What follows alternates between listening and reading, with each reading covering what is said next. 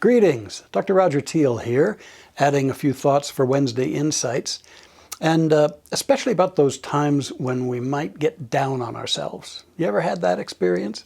Getting down on yourself, it can be a deep pit that's hard to climb out of. Love this story about this Episcopal priest. He'd always been down on himself, highly doubting of himself, self-critical.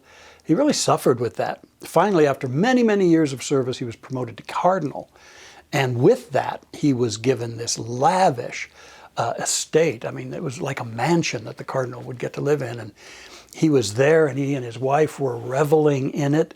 And he said to his wife, "Honey, did you ever, in your wildest dreams, think you'd be experiencing something like this with me?" And she said, "My dear husband, you have never been in any of my wildest dreams." You know, there's something about self-doubt and a sense of inadequacy that calls in more of it. But what are we going to do to lift ourselves up? It's very important not just to continue to descend into those states. We can intervene on them. And maybe this will help you if you're in that very space. One of the first things I try to remember is that I am not my outcomes. I'm responsible for my outcomes, and I can learn from my outcomes, but my outcomes don't stigmatize me. I am not my outcomes. I have a deeper identity than that. And it's easy to take our outcomes personally and then to identify with them. And that starts the downward spiral. So you may not be happy with an outcome that has occurred in your life in some way, past, present. And yet what you get to do is remember, I am who I am. And I can learn from that outcome. And in so doing, I can love myself even more and go into a greater degree of excellence based on that. So that's the first thing I'd invite you to do, is let yourself off the hook for your outcomes in terms of who you are. Get all the lessons you can, but give yourself some slack. I mean, if you had a child and they messed up in some way, would you just continually berate them, berate them, berate them? No, you wouldn't. But we do that to ourselves. With the child, you'd say, "Here's what you get to learn about this." And in the very same breath, you'd say, "And I always love you.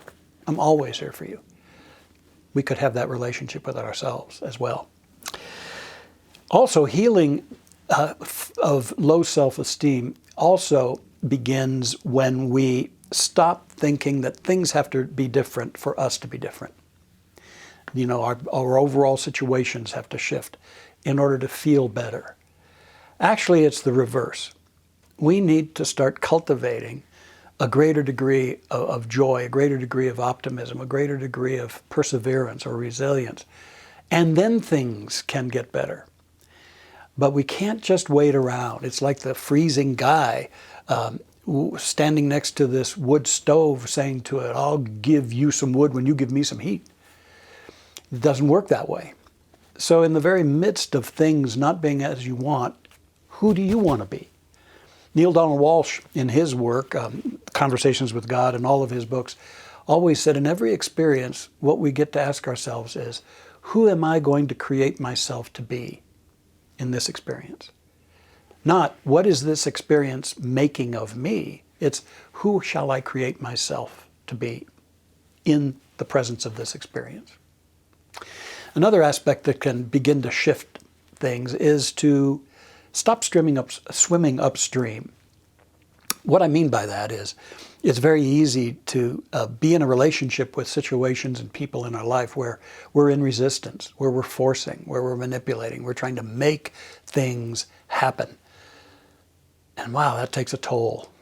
And then we start getting even more attached to the outcomes. And when people do what people do, which we really ultimately don't have a lot of control over, and when things turn out the way they do, and sometimes we can't always control that either, what we get to remember is that we can control our own inner life. And we can take a different posture to that. And we can start flowing with things rather than fighting. There's a martial arts practice called Aikido. And it's all based on, rather than resisting, coming up against and resisting situations, it's flowing with them and seeing where you can take them. All right? So rather than trying to row upstream, you turn the boat around and you man the rudder and you flow where you want to go in that situation. Ultimately, what we get to do is remember that our greatest asset is our hearts. Your heart is the key to living well, to living happily, to feeling good about yourself and about life. If we'll spend some time in the heart, then we will realize we're here to practice a good sense of honesty in our life along with self-compassion. Self-compassion. And that it's also important to enjoy this life.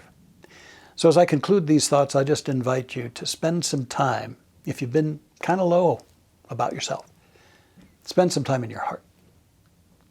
Release yourself from the tyranny of thinking outcomes have to be a certain way, trying to manipulate experiences and people, and all these things that we do.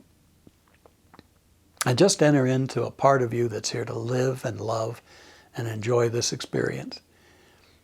Give yourself a break. Have some self-compassion. And maybe even some fun. And then all of a sudden, you realize that one of the great errors we make is taking ourselves so blessed seriously.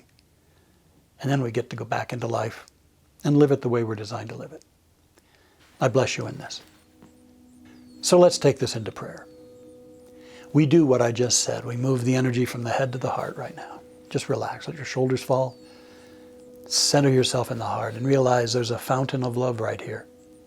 Open your heart. Open your heart. Ease into it. All the reasons why you're not okay, let them be dissolved. As you just open your heart to a presence that's always here. It is love, divine love, incarnate as you. And as you let this love energy flow over you like a healing balm, and just sense that old things are finished.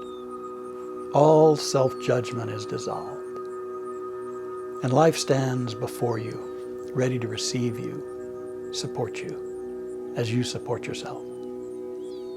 Affirm with me, I am as the divine made me, a unique, specialized being of light.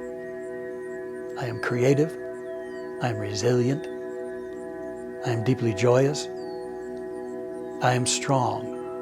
I create a new vision for my life and I go forward, living each moment in fullness and meaning. I love the life that I am so that I can love life around me and others. And this feels so good. I let this be so. And so it is.